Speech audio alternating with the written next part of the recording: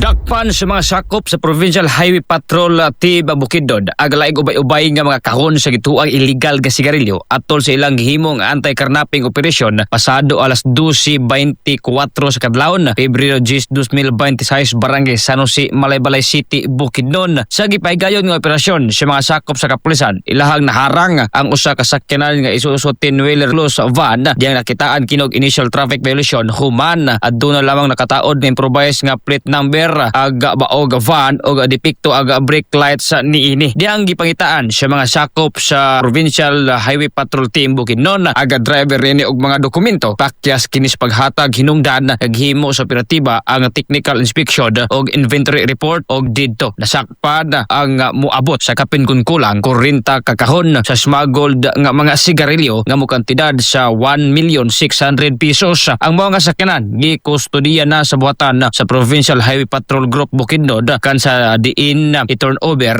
kini sa buhatan sa Bureau of Customs alang sa dugang investigasyon samtang ang suspect magatubang sa kasong kalapasan sa Republic Act 10643 kon graphic health warning law. Mga katropa, sa pausap-usab nga lakat sa panahon kinahanglan lig-on ang atong immune system. Ibos ang immune system pinaagis pagtumar og Zanton vitamin C alang sa nagkahiusang Pilipino. Para sa Pilipinas, tropang Jonathan Lee Soriano X News.